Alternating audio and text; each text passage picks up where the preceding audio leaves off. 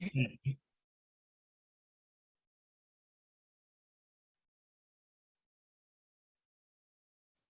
everybody who is here. Let's wait a few seconds for those who are still joining us.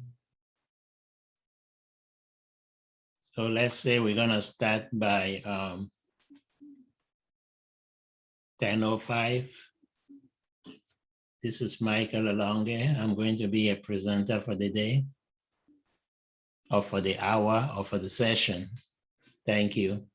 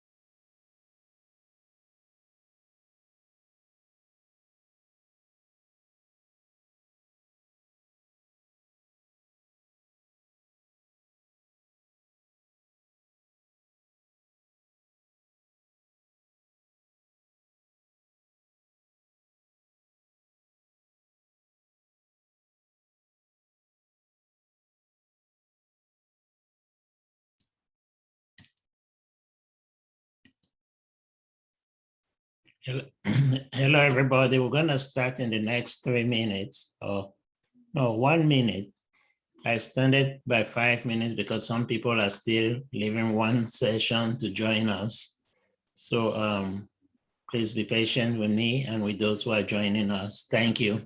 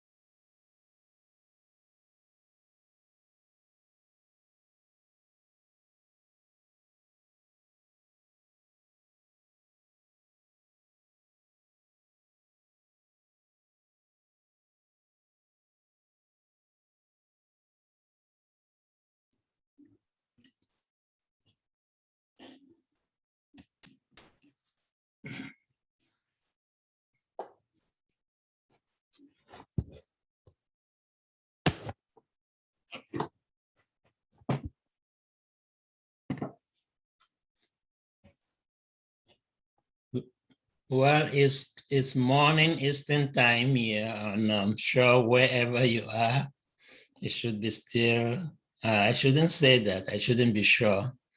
because if you're joining us from California, it shouldn't be, I'm not sure if it should be that much morning available or yet.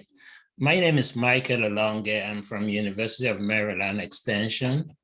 All right, we still have more people joining us, but we're just gonna continue. And those who are joining will join us later.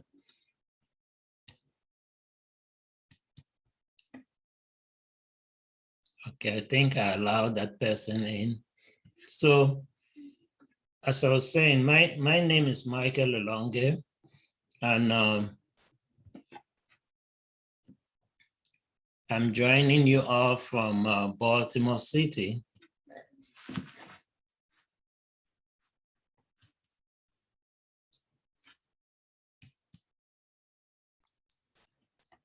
Okay, I think we are good now. I'm joining you all from Baltimore City, University of Maryland Extension. And what actually I'm going to be doing is, well, I expect so many questions more than talking, but I'm gonna share the screen.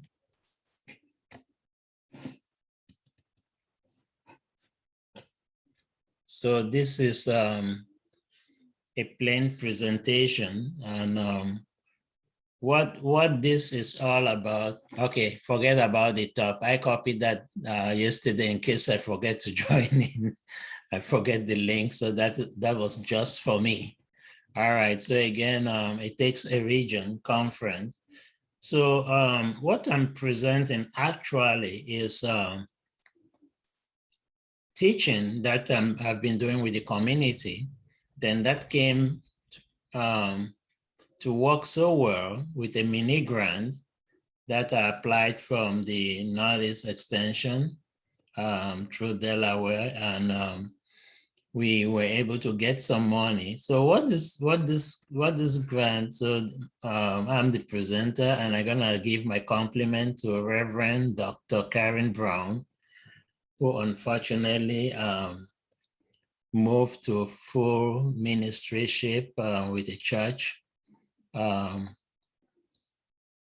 received that email about 3 weeks ago, so she will not be able to continue the work with the community and with the work for servicing members in the church as a pastor. So she did a great deal of help. So remember, last year we were talking about the pandemic still in all right, sorry, I'm distracted again. Somebody trying to join us, thanks. So with the pandemic, especially around through January, February, and March, it was tight. It was difficult to take people that you're teaching to go out, even for some site visits, some excursion. And so, but she really made it happen that we're all able to get out there and see what is outside. All right, so by doing that, through her, what really happened is these children, I don't call, although we call them children, but they are young. Most of them are young adults trying to get into college and trying to find jobs. Some are really interested in becoming farmers, vegetable farmers, salad gardens, and all those fresh produce and all those things that we need for from the city, that we can get from the city. Again, based on zoning and all that. So again, most of you work with other cities and urban farms in those cities. Sometimes we try to use the best possible information and lots that we do have available to do our work or to produce produce. Okay, so again,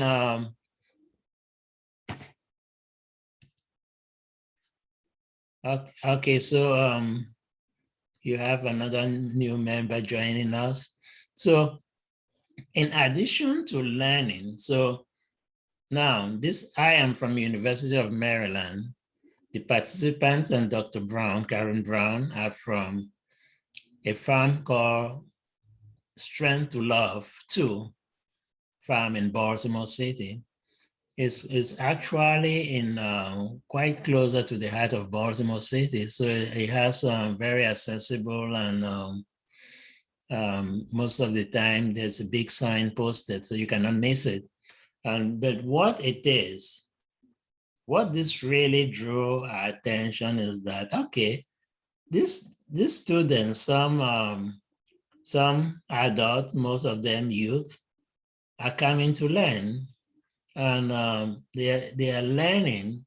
How are we sure that they can apply some of the things that they are learning? So we know that they're learning in Baltimore. We know that Strength to Love farm, the farm itself is quite a walking distance to where they have classes. And we know that we do not meet face to face. So because we cannot get much distancing, especially when it came to the point that, especially early this year, distances, we could walk outside and stay a distance from each other and, probably communicate with each other. But again, now that works out well early this year. And so what happened is that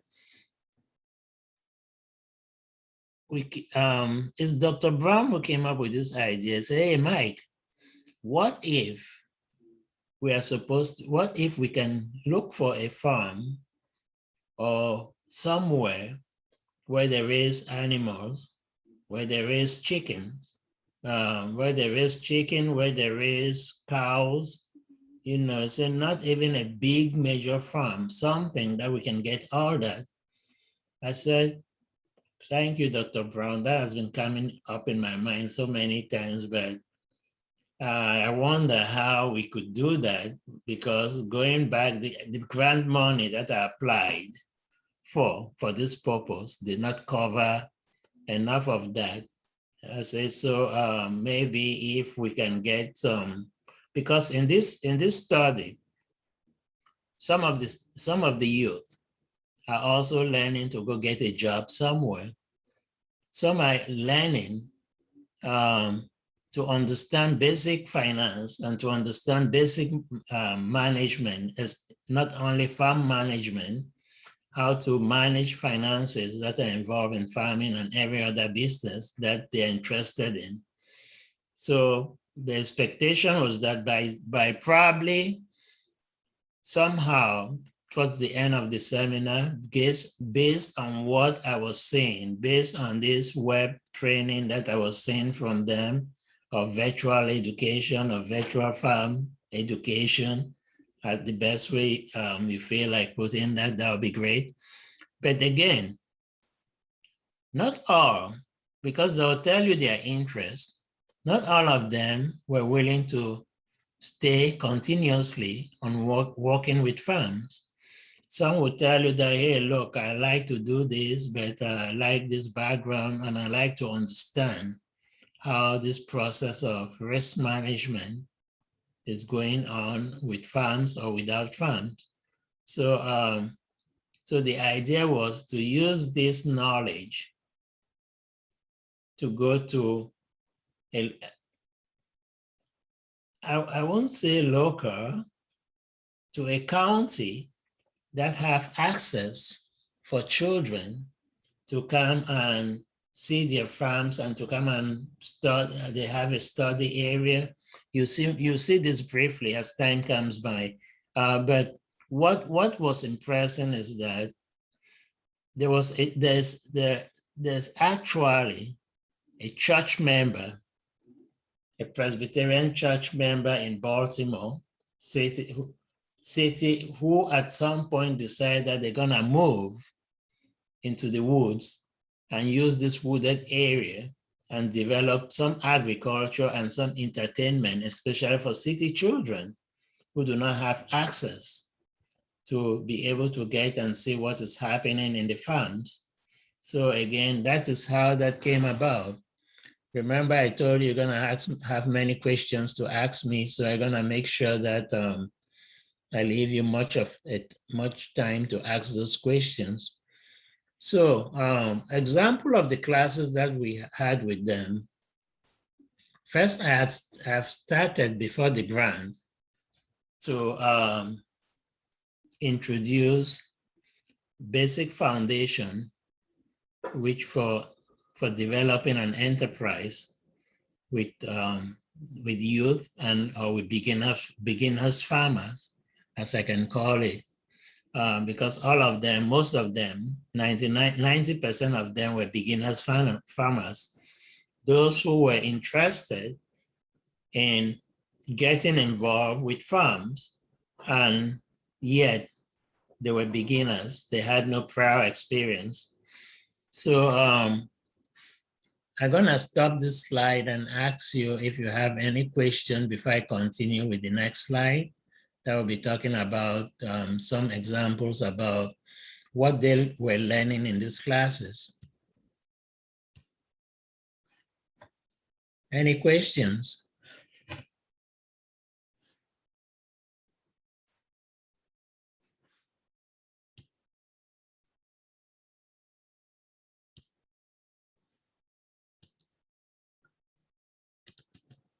Is there any questions?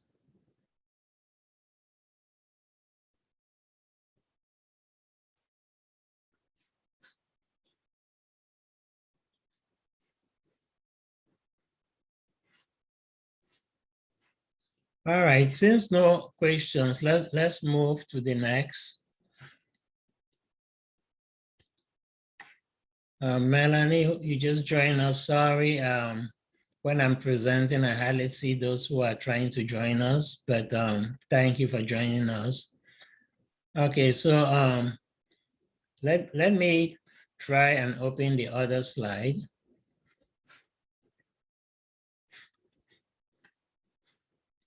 I think before I do that, since there's no question, let me finish this last slide before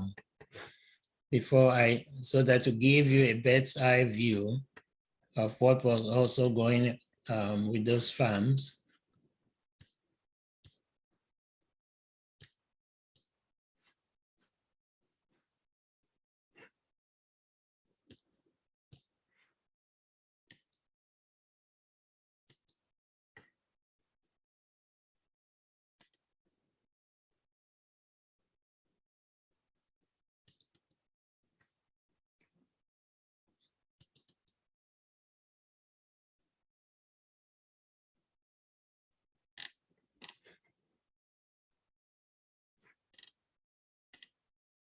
All right, so this slide, I think I thought I would try to figure that out before I call for help with the with our technician.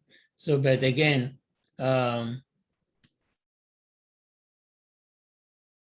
with our IT support. So, can you all see this on the background?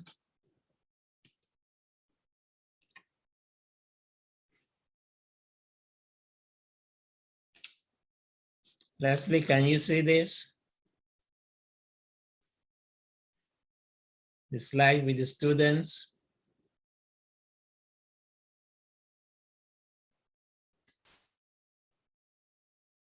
If you can see this slide with the students and studying together, give anybody. Hi. We I can't see the slide with the students. I'm only Okay, all right, thank you. Yeah.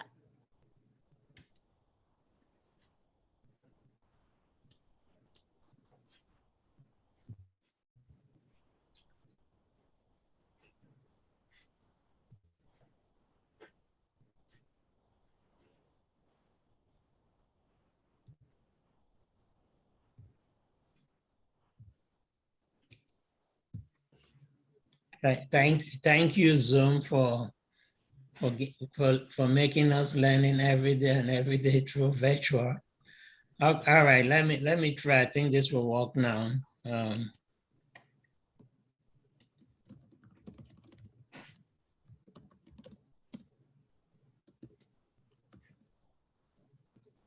All right, let me just end this slide.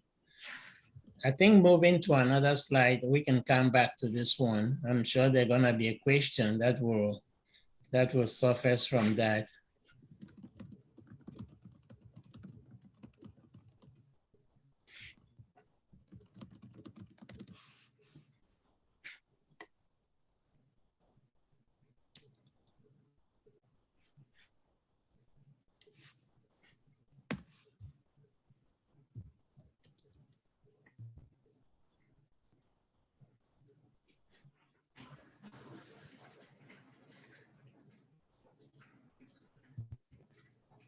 Okay, I think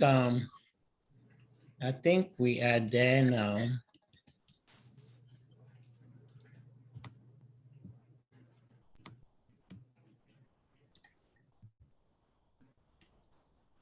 Sorry for that technology problem, but now I think I'll be able to share the whichever one show first is better. Let's see if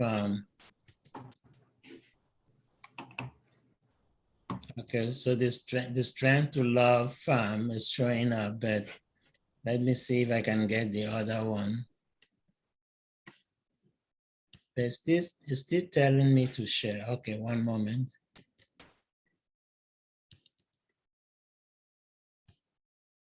There we go. So sorry for this torment.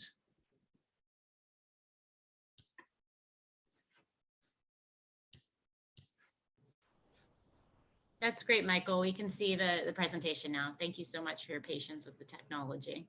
Yeah, thank you all. Thank you so much.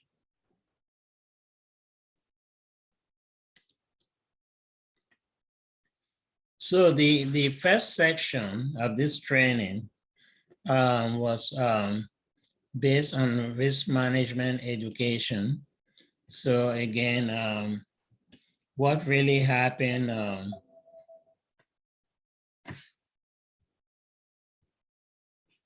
so this is the, so we started with production risk.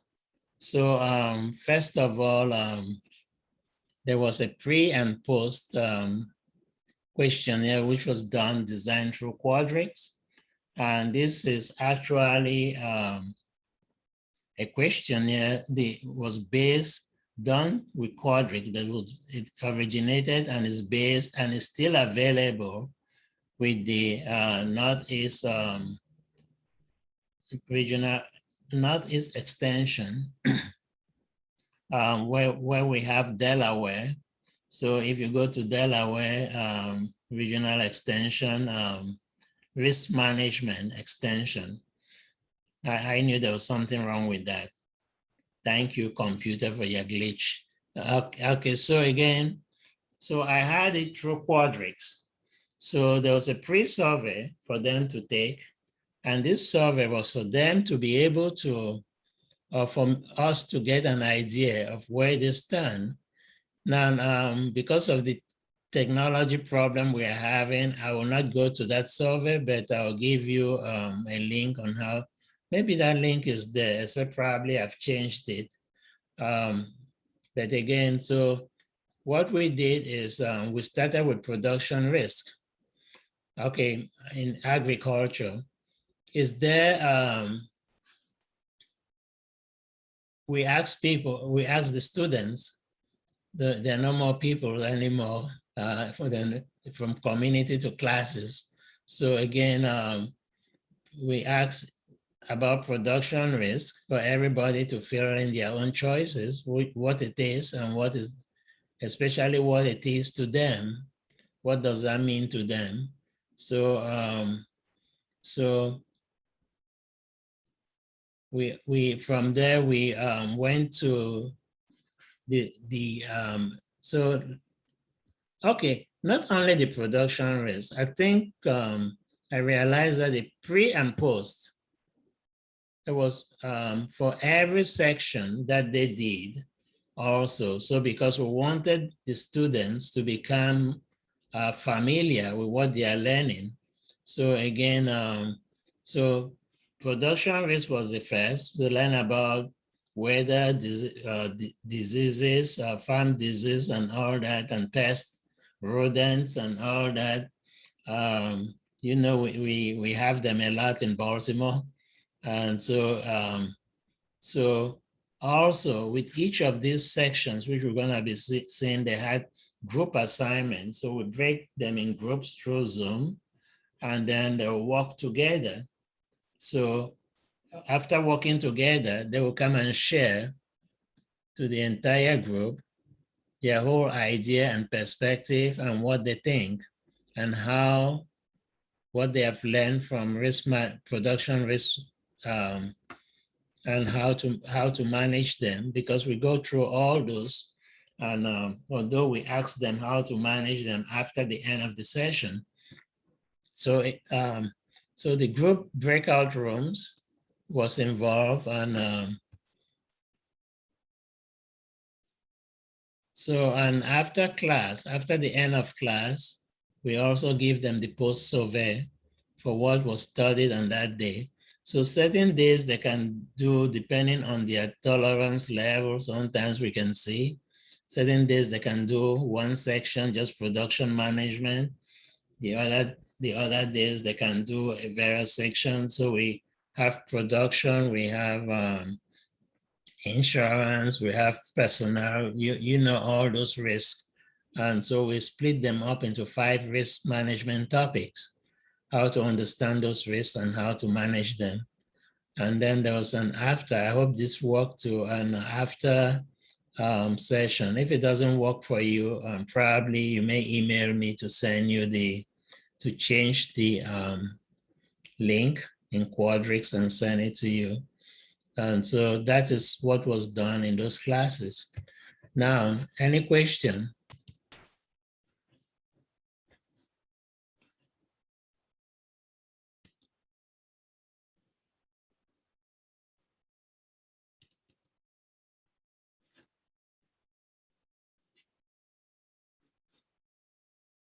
Okay, we wouldn't share that. And so the other one I think I need to talk about, which the way my computer is working. It's a good computer, don't blame me, it's a Surface, but I don't know how this is working, how it's working like this today. Blame it on the instructor. The instructor is the provider. So again, I see some questions in the chat box. Now, we are not too many. Now, because of the way we all know Zoom works, I may be presenting and don't look at the chat box. So please, just unmute your phone and say, Mike, I have a question. Thank you. That would be very helpful so that we don't skip nobody.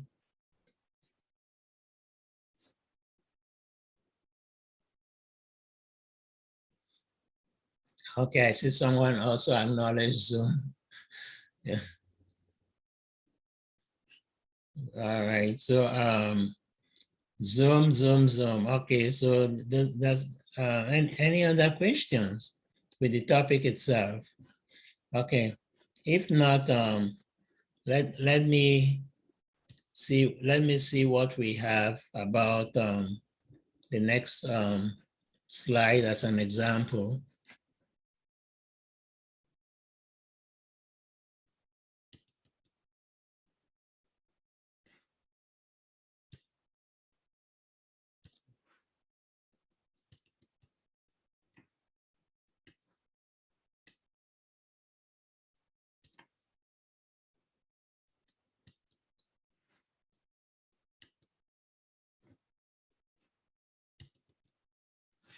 Okay, I decided that Zoom is not playing that trick to me anymore.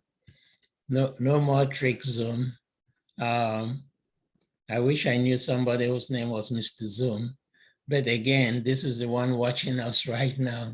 So now the other part of the education that I was talking about, what happened is that some people were in the class, like I mentioned, not just for farm finance. There was just for finance, every day, finance and future businesses. You know, most of the young participants, the youth who attended the sessions, I'm not sure if I was as bright and smart like them when I was in their age. They are thinking so many things. Why am I in this class? What can I learn from the class? Some of us do not think like some of us adults when we go to a class. We already memorize the topic of the class or the purpose of the presentation, and we focus on questions that are coming only from that presentation. And if that doesn't work, we lost track and we lost trend about whatever this person is presenting. They were very challenging and intelligent, smart students who were in this class. So some of the things that they were asking, we realized that if it came under the idea about being an entrepreneur. And when I teach them, I look at some of these things that can create fun and make sense to them. I said, by the way, who knows what entrepreneur means and where did it come from? Well, most people believe, well, not just most people believe, in most American English writing and economics and especially finance, entrepreneur is translated not as quite as where the word came from. The word came from France. It's a French word, which actually is very short phrase, business owner. An entrepreneur is someone who owns his business and manages the business. So if you go to France and you say, je suis un entrepreneur, you say, I'm a businessman, I'm an entrepreneur, but everybody are looking at you say, oh, okay, what kind of business do you do? Now, but again, you may not have to own a business. You may learn how to manage and run that business or be in charge as a director of that business in the US, and you still providing entrepreneurship services. So again, understanding to make or I think that's wrong, to make or lose money from scarcity, choice, opportunity, cost, and market. We look at this most of the time as very difficult words that people will say, wow, you're teaching students that? You know, teaching for all these years, teaching the community and being a community educator, teaching is as difficult as how us, the instructors, want to make it be. It could be as little and interesting as how we want to make it be. Okay, so we look at scarcity. Don't just look at the word, which may sound strange. Look at what it means. So again, if we look at certain things which can be synonyms to scarcity, so we'll be able to make that works well. All right, make a list of things that you think are scarce. Why do you make choice? Okay, you decide that you're gonna drink Coca-Cola, you're gonna drink Sprite. Why do you decide to drink Coca-Cola? Why you decide to drink it when most people are drinking Sprite? You hear somebody will say, because it's my choice. Oh, okay, you know that word. All right, so again, we look at cost. So we look at the real cost and implicit cost. So we look at cost from opportunities. You hear someone will say, Mr. Mike, or Mr. Elonge, which way they decide to call me. I said, all right, where did this word come from, opportunity cost? And yet it's so difficult to understand by most people. So I said, think about so many opportunities that we do have, but we may not have enough money to be able to get all these opportunities. or may not even have the energy to go around and get all these opportunities, even if they are free. I said, the one that you get is the cost of the one. Okay, the one that you get is one of those opportunities. The ones that you do not get, it means it's a cost to you for the one that you're getting. So again, we look at all this, and by the end of the day, the children, the students can become so masterful in using this. Somebody will do something silly and the class laugh, and you hear someone say, it was, why are you laughing? What did I do wrong? So that's an opportunity cost. So again, so we teach the students in Baltimore City, the community students, those attending to this Strength to Love program, how to open their mind, to look outside the box, to look at things not by the way they are probably frequently talked about, by the definition and what is underlying those words. If they are synonyms, think about it in a different way that will make sense to you. That will make the right sense. So we look at all that, and we also look at cost. We categorize cost. We look at all that. So they learn from all these financial and economics terminologies that relates to money and spending money. And so we also go into certain details, like how to, the choices to increase, okay, what are the choices to increase your income? Yeah, some people believe that working for others or having a small business are all the other ways, the only other ways of making income. But again, there are other ways in economics, and I think they have just four ways which are measured in making, increasing and making income. Work for others, own a business. If you're good at investing, you have money available from some investment, which is called interest. So again, then we look at even homes, what we call rent. It started in England. So I bring all this background and sweet things that will make them laugh and say, wow, okay, land rent. And yeah, there are some of those former British areas in the US that still put their home and ask for people to pay ground rent. So imagine you sell a home, but you're gonna be paying ground rent. So yeah, people will say, okay, Mr. Mike, yeah, I heard grandma saying about ground rent.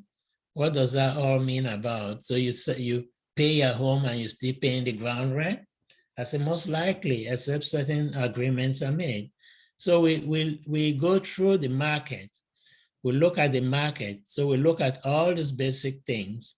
We break even the ones which are difficult, simple, that everyone can understand.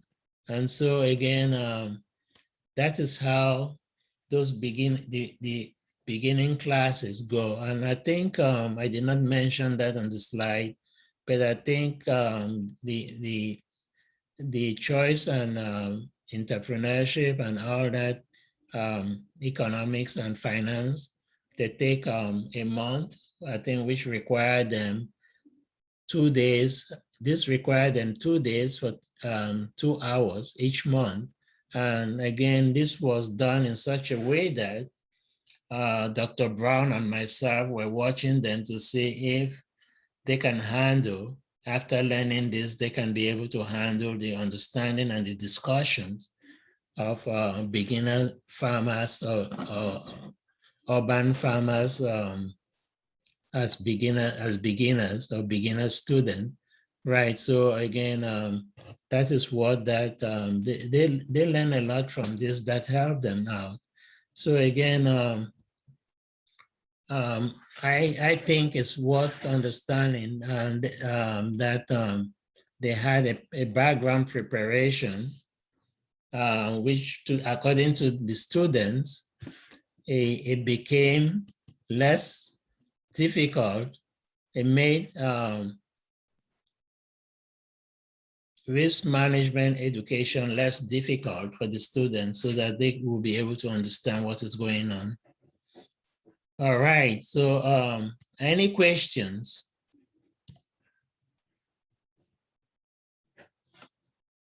I've been talking too much. I've been talking for a while. So I think for the rest 20 minutes, we can share questions, we can share our opinions, how this could be done better. So I prefer you to unmute your mic and talk to everybody.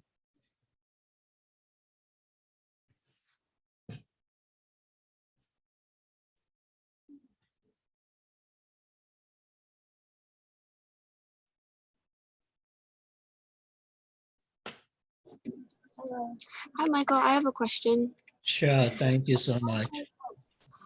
For the surveys that you did, one at the beginning of the education class and then one towards like the end about risks in production, what did you see that was the most surprising to you that people didn't know or that learned across the process? Well, what I noticed and what Dr. Brown also noticed at first is that we were expecting that we're gonna be getting too much question about or questioning about farm risk management. Instead, we were saying, oh, okay. So Mr. Mike, so if I don't have to work with a farm, and the person who asked that question was the first person to get a job with the city government and decided to tell us bye-bye that I'm gonna be starting a new job tomorrow. So, so we realized that the difference was what we were thinking about, that it's gonna make the understanding of agriculture. Think about it. Not many GED students who just get out of planning to go to college and get right past writing that test, who came in with a full knowledge about agriculture or risk management, which is a specialized field of agriculture, but it's still agriculture.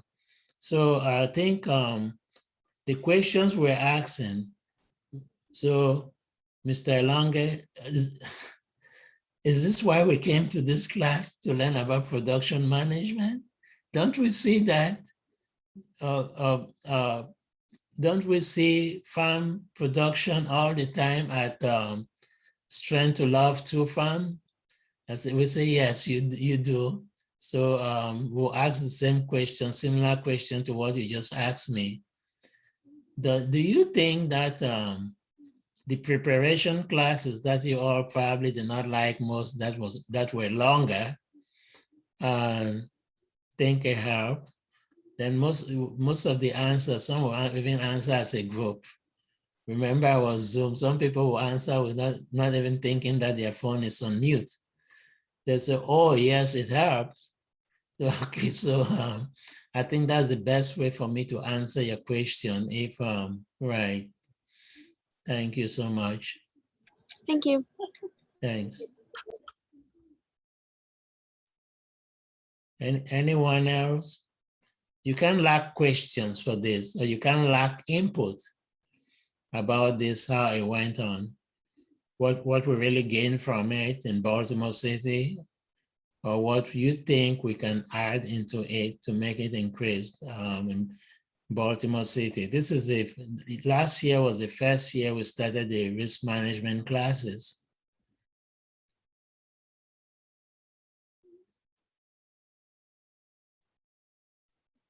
I'm gonna wait till everybody asks me their questions. If not, I'm gonna take you to the slide that will show what they did in the farm.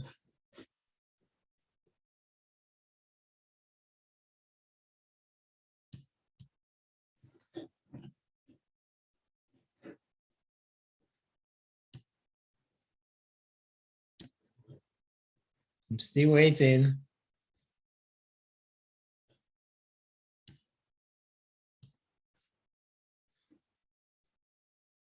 That's if you want me to say like some of my some of the community and students that I work with. They say, Michael, we did not get you. I said, would you like me to repeat it in French? Then I say, oh no, I think I can figure out what you question instead of trying to say it in French. But again, so those are the things that we have been doing. And let me try and open some of these images. I'm sure my Zoom will behave this time very well. I hope it should. Okay, I think I have all of them in the introduction presentation, which I'll better use that.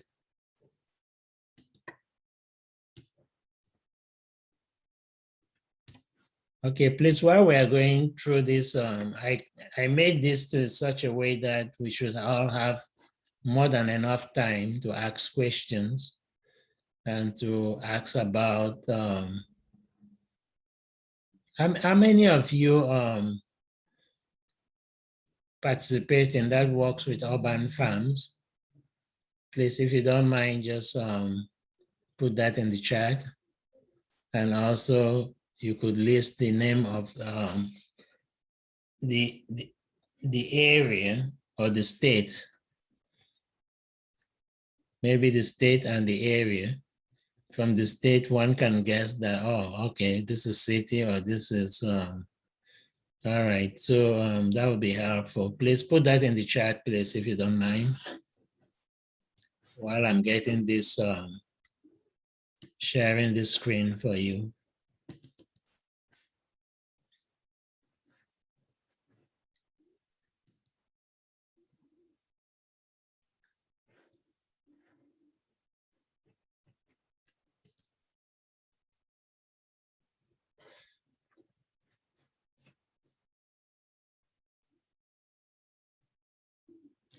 All right. Ms. Kennedy, can you see what is on the screen? Yes. Okay. I hope so everybody can see this. So this is Woodberry Crossing, which I was discussing before about was the presentation, before the presentation, the introduction part. Now, what happened here? This is the farm that I mentioned that this two Presbyterian, this couple, Presbyterian, a husband and a wife who were longtime Presbyterian members, and they are still members in Baltimore City. And I think they decided that they're gonna open a place like this. That was their dream for church children and for especially the ones that they were familiar at that time coming from the church, from their church. So, but again, for children in Baltimore City in general who do not have access to go to areas in the in rural areas to see how life is going on in that area as compared to, hey, it's not a surprise that most of the people that I know in Baltimore City was raised and born in Baltimore City or in Baltimore and have never moved. Even if they have moved to other urban sections, not in rural sections. Yeah, and then, so that is the situation. So, so this is the first image is studying and the classes we had. We had a whole, I think we had almost 6 hours of study on that day. Taking breaks, studying, working as a group, and they even had lunch. Now there was a van which Dr. Brown rented from one of these churches. I don't know, I can't remember what she told me. Maybe they even offered it to them as a support for them to come to the farm. So again, so it's also an amusement site. You can see all that water and everything. You can see this video will probably give you a clear view. Please play. Okay, he asked me to stop sharing before it plays. Okay, I will do that. I will stop sharing.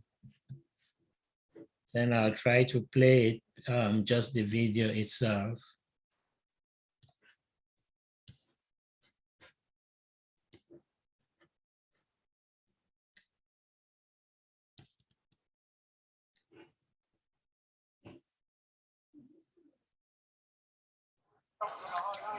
Welcome to Woodberry Crossing Farm. Welcome to Woodberry Crossing Farm. Okay, let me see if I can pause it because all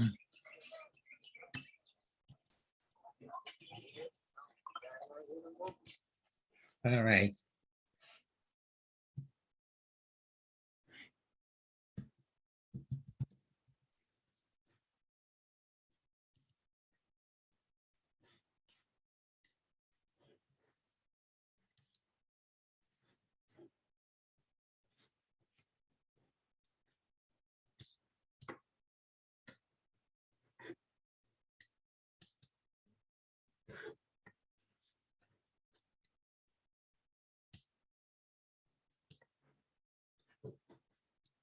All right, I'm still here. This one got to work. All right, let's see.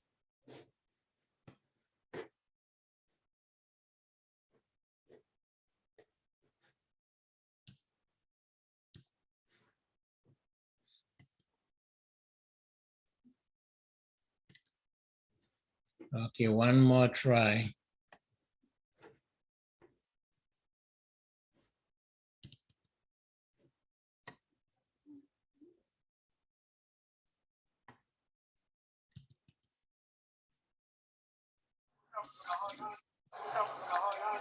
Welcome to Woodberry Crossing Farm. All right, can you see anything? We're not able to see the video, Michael. Okay. Do you have potentially a link to the video that if it's somewhere online that folks could watch it if they have time?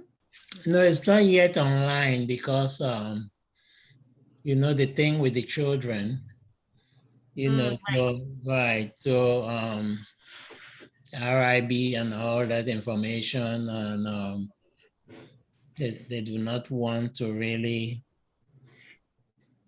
put the children out there without consent. That makes sense. Mm-hmm. But all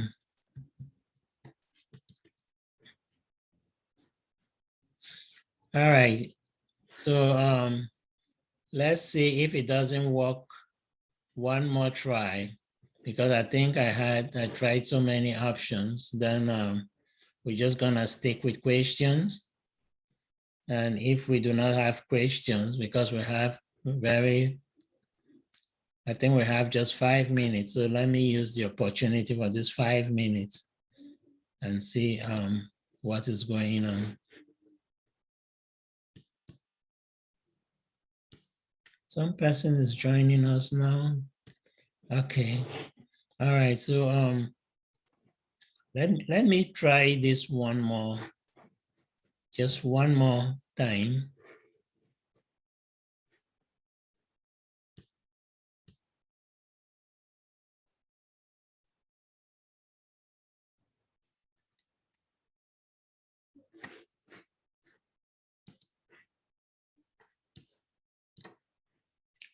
All right, I downloaded it on my desktop. That worked. And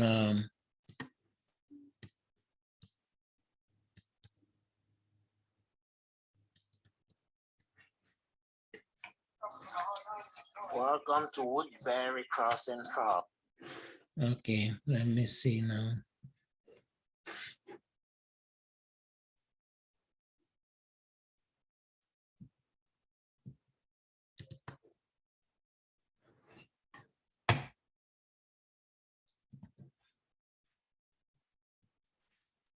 Oh, I wanted everybody to see all these cows and goats and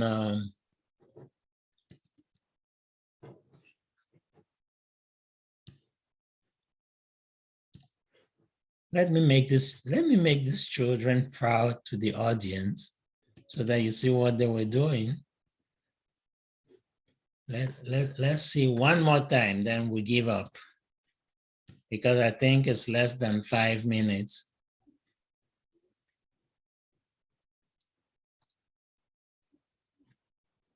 Zoom has its own Michael, the session it's allotted until 11:30, so don't feel like. oh, so it's 11:30. Thank you. Of course. Thank you.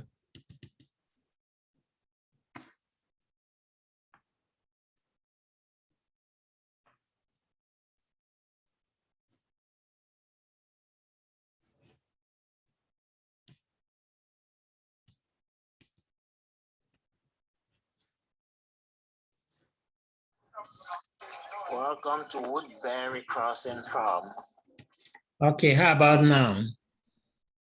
No, I'm not able to see anything, Michael. I'm sorry. Ooh, I was expecting yes, Michael. Oh, so frustrating. Yeah, okay. So again, so what happened is that some of the students were surprised to see cows.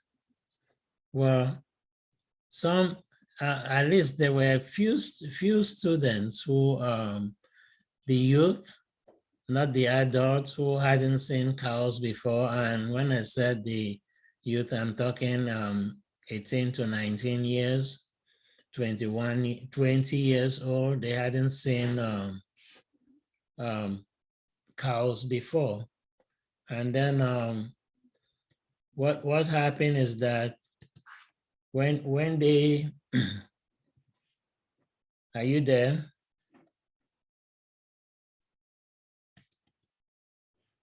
All right.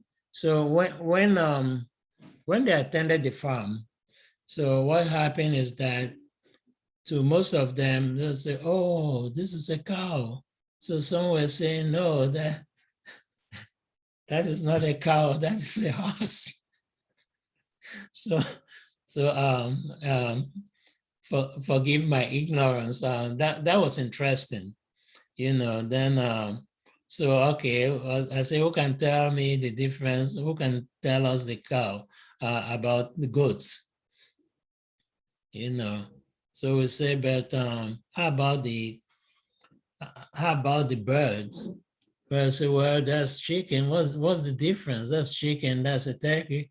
And I said, okay, why are these goats fenced? Why is the water fenced from these goats?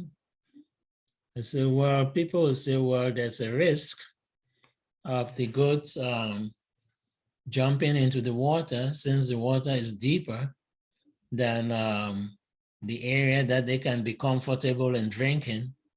So if it happens in the night, there probably may not be someone there at that time to rescue the goat.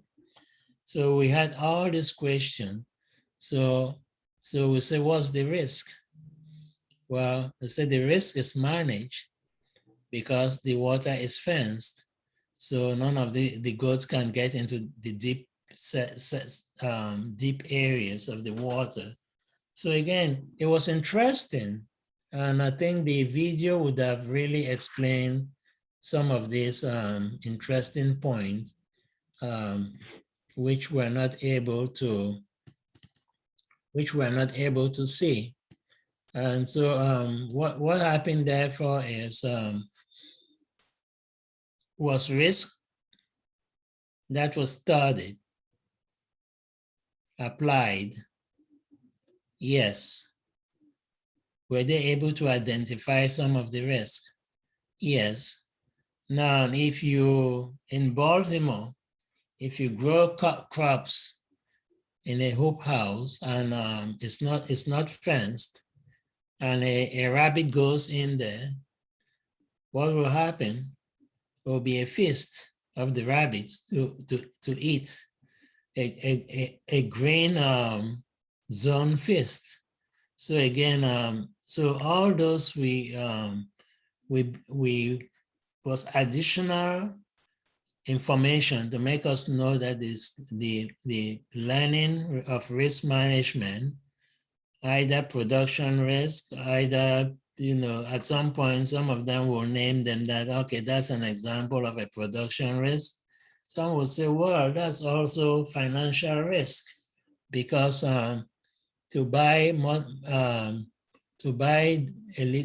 most of these birds and try to grow them over to the size that they were, it takes a while. So again, they'll look at certain things that will apply. Okay, so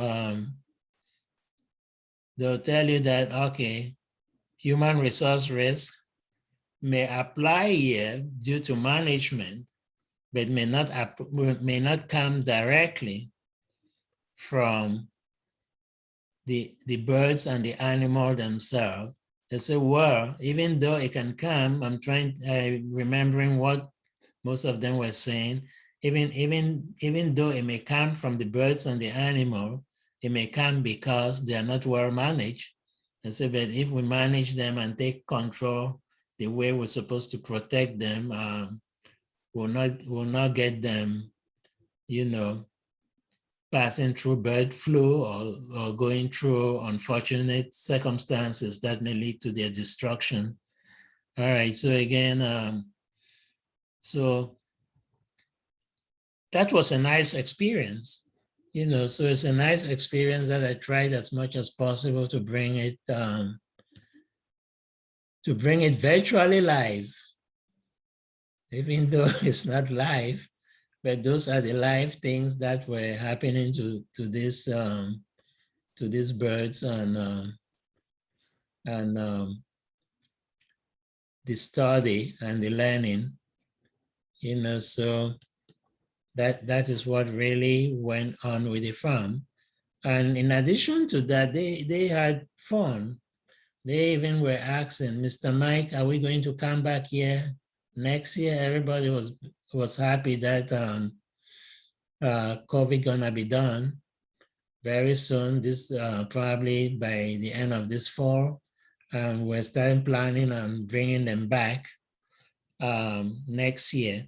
Now, the new administration of Strength to Love Farm, I've not worked yet with them. So because of that, I'm not sure how this study gonna continue. And the good thing is that the grant that I got for this study was a 1-year grant, starting last year and gonna end this December.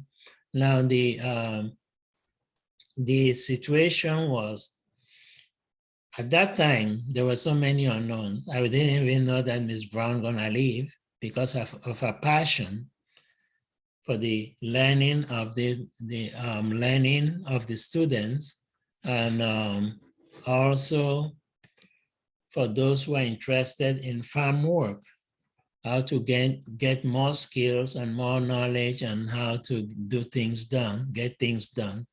I have another colleague who works with them strictly on urban farming, Miss Neat Little, and so she also works with Strength to Love.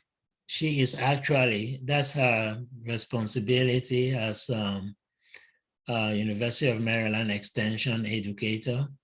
She is involved with urban farm education. Now, Baltimore City just needed more, and they needed more that involved finances and farm management and all that. So that is how I got to them. So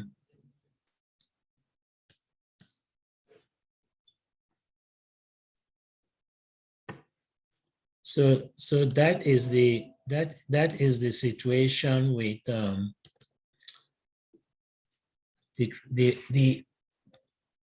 the farm management, beginners farm management in Baltimore City. And there are many other small farms in Baltimore City. As you realize, we focus just on one area. And what has happened is that if resources are available, I see one of the directors or assistant director of farm association. I'm not too familiar. I've not attended one of those meetings because I think my colleague does that. So I do not actually know what they do present, but what it is that I think there will be a presentation. I don't know if it's today or tomorrow about urban farm in Baltimore related to that. So that is actually where we are. The video took a lot of time did not take much time. That would have made the discussion even longer. But at some point, I think we can still ask more questions. If you don't ask questions, you're not helping me or you're not helping others. It looks like we just came to say, hey, hello, it's been a long time I saw you. Probably that was 2 years ago in the actual conference, but again, I'm not sure. That probably might have been in New Jersey or something like that. But again, let's ask questions, so that we make sure that we use the best of the time that we can help to help. I always say helping ourselves to help each other. So that is the approach that I always say when I come to, when I'm doing seminars or sessions like this. I say, okay, yeah, I may be presenting, but I do not know much as compared to you who are my colleagues who have an idea of some of the things that we are doing. Share your farm knowledge. Share the knowledge from your county. What are you guys doing in your county? Let me see if you can help with that. Is it different from what we are doing? I asked that you text in something. Nobody showed the text. I don't see anything by anyone. And please go ahead, and if you don't want to, maybe the mic was a discouragement. If you don't want your voice to be horrible like mine this morning, maybe just text it in instead of chat it in, not text. Wow, technology. Okay, chat it in, and so that everybody, maybe that was the trick. I use the word text so that you don't find text, but now chat it in because you can see the chatting box, so let's get a perspective from everybody. Helping ourselves to help each other.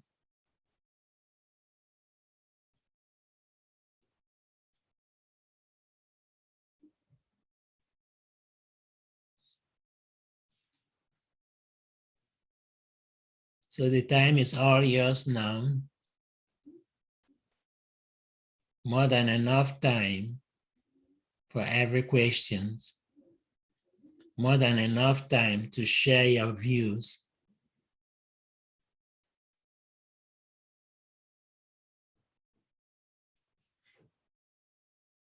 So I want to see those speak mics on mute. Unmute yourself so that you can talk to us. I want to learn from you all as well. If you don't have any idea about urban farms, you can still mention that. You can tell us something.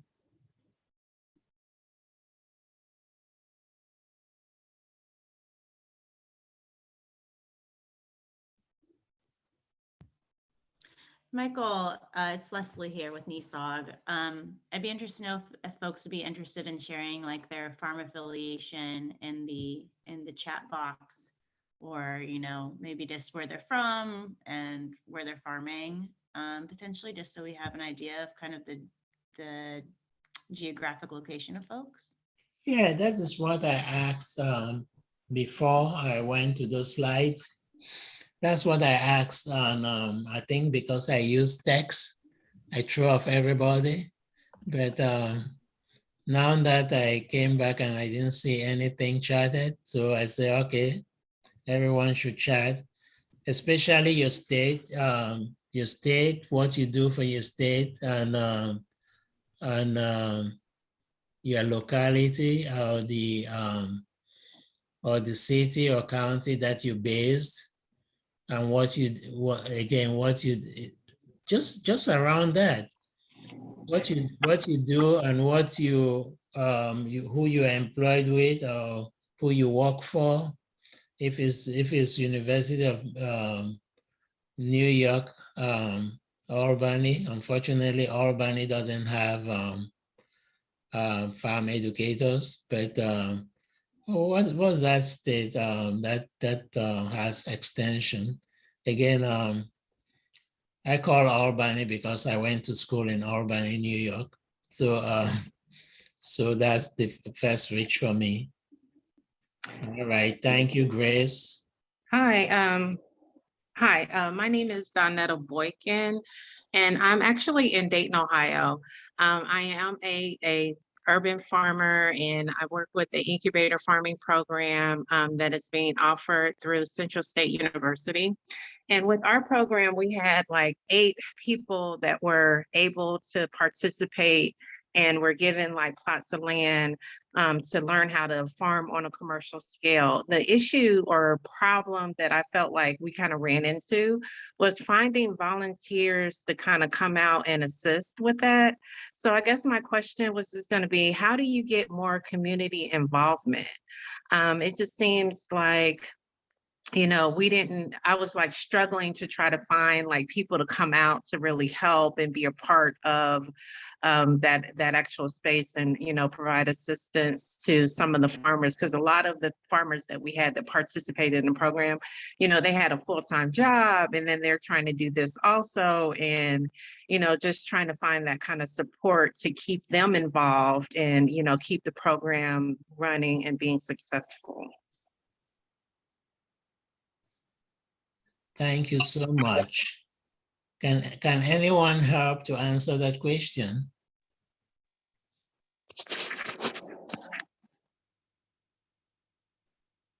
How do anyone else? I can jump on. Okay, thanks, Robert. Yeah. How's everybody doing? My name is Robert. I'm calling in from Bridgeport, Connecticut. And yeah, so I work at Green Village Initiative, and we work with essentially most things urban agriculture in Bridgeport. And our youth program actually started by youth kind of coming by, seeing us opening up the farm site, and saying, if you pay us, like, we'll come by. So they understand that like people need help, and the way that we've started to get some volunteers, and the way that we continue to engage in our community is by flyering, putting up things on social media, just connecting with different organizations to help have them post your flyers up, having everyone within the network of your farmers posting these things, posting around wherever they live, and then just also even sometimes going door to door, reaching people and letting them know that this space is open for everyone to access to.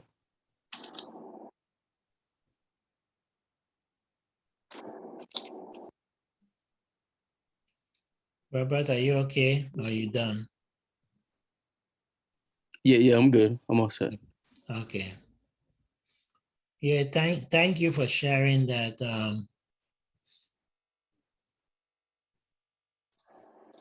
Donita, does that help? Does that help, or does that, if someone else can share besides Robert what they do, then I can add a little of what I see happening in Baltimore City? Yeah, that does help some. I think I really try to kind of get, the community involved a lot with our program. It's kind of odd though, where we're located, where the farm site is located, there is like a little walking path or what have you. So there's a few people that come out there, but it's kind of secluded, if you will. So and I don't know, it's kind of like there's a spot out there where people fish and that kind of thing. But yeah, most of the time when I would come across people, it was like they had no clue, that any of this was going on, and I had kind of like reached out to, like the city, and they post stuff on like the city's website. But just, I don't know, it was like, and we got a few volunteers that would come out, a handful of volunteers that kind of came out, and they've done an amazing job. I have to give like hands up to them because they've been very dedicated. But, just from my perspective, I just feel like it's very important, to get the community involved and that, have them kind of be hands-on, with the whole process, if for nothing else, if for no more other reason than to have them learn, how to garden and possibly like grow something there in their own backyard, you know what I mean? Like kind of spread that knowledge a little bit, because the area that I live in has been classified as a food desert because we don't have a grocery store in our actual city anymore. So, for me, I'm like, well, that's key right there. If you can just grow a few things in your backyard, that will totally help, with the whole process. But I'm gonna try and do an actual social media, like ramp up my efforts first, us actually creating a social media page for our group and kind of move in that direction. And then I'm not the most social media savvy type person. So I think that's like one of the areas that I kind of struggle in. I'm a very creative person, but when it comes to like just navigating that whole thing, I'm kind of like horrible with like posting stuff and knowing really what to post to really keep people engaged and bring them in. So that might be part of the issue too.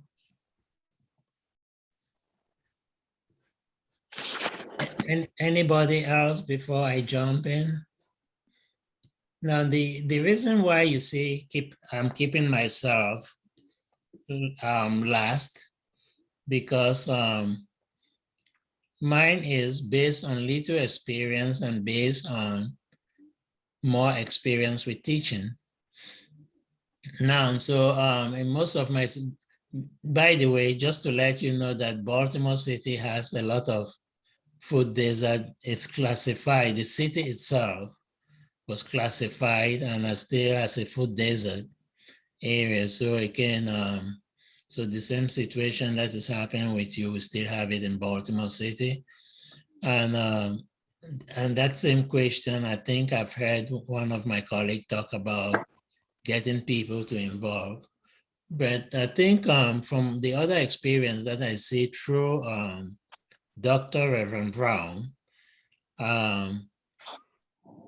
was to connecting with other organizations or associations, especially non-profit, faith-based.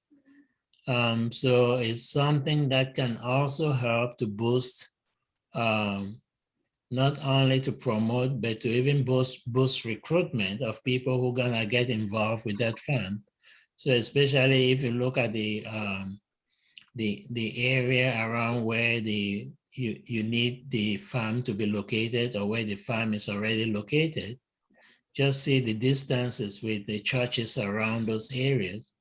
They will be grateful to help you, to join with you or do something like an incentive without money that will make them feel that this farm also do not belong to you and your institution.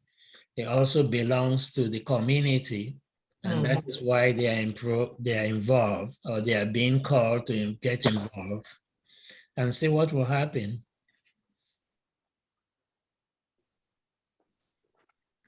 Did you try any of those before?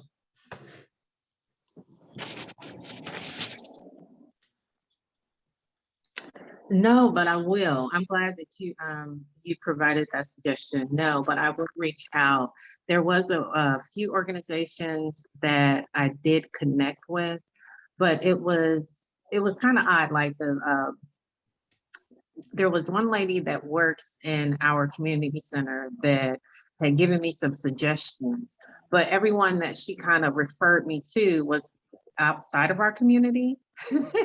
So that was kind of, kind of odd there, because I think that might have been why they weren't too, invested in following through with their commitment to it. Like I had several different people that were like, oh yeah, we'll come out. And, I offered, definitely a portion of the produce and whatnot that, we would harvest, and to, for their time and their effort or what have you. And they were like, oh yeah, sure, we'll come out. They seemed very interested. However, then the follow through portion of it fell off. So yeah, actually I will kind of reach out to the local churches and see if I can get people involved that way, because that might be a little bit better, since they're like, they're not driving from across town or, things of that nature. Yep, I think so too. That would be great. Right. Yeah, don't give up. That's a nice approach. So please do not give up. The better you get your community involved, the better or the easier some of the things that you thinking about will move on well. Now, right.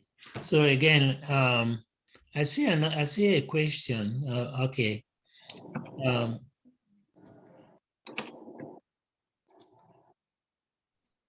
Hey, Grace, are you there?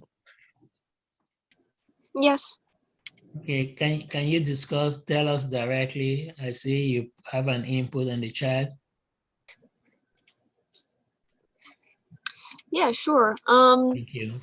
So I think something to add that I was thinking about as this discussion was just going on. So I'm in the Lehigh Valley in Pennsylvania, and I'm not an urban farmer specifically, but I work with some farms in coordination and getting resources. And they were saying a lot of the same things that y'all were saying about not having volunteers and really needing a lot more manpower to do some of the projects that they were planning on doing on the farms and gardens. And something that we came up with and are trying to do is trying to connect with schools in the area, like high schools, if there's any colleges or universities, because a lot of those either professors or teachers want to get their students more involved in the community. And also they may have organizations like clubs or like Greek life or Girl Scouts and Boy Scouts, those types of clubs that require community service hours.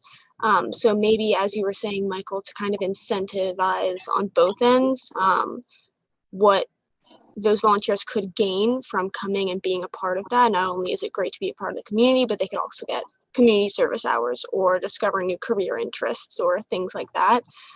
So that's something that we're trying to do is trying to be more involved with the schools in the area. So I'm not sure if that's helpful, but hopefully it is. Yeah, thank you. Danita, that can also be helpful to you, right?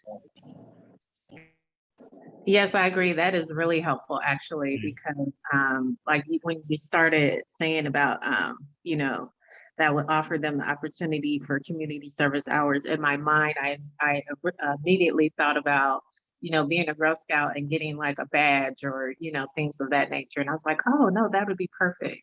And there is a gentleman that I've spoken to recently that does have a Boy Scout group or troop out here.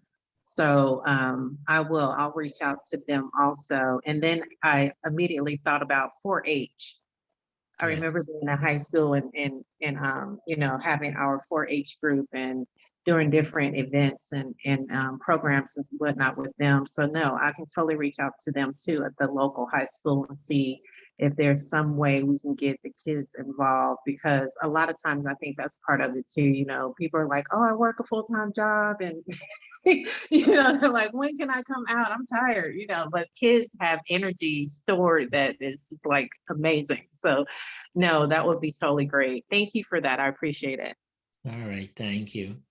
And just before we close that that section, I would like to let you also be informed that especially those who are not connected with institutions with university extension work, 4-H is also a big part.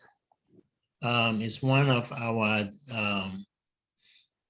areas. I wouldn't say department because extension is a department, so it's another part of the university focus area. So we have a 4-H extension. I think most extension do have that. They have the director of 4-H, and they do a lot of 4-H work. So maybe if it's hard for you to get 4-H connection, that will be another thing to try. Thank you. Thank you, Donita, and thank you, Grace. And yeah, I have, this is Gary Bloss, just a comment that may be relevant.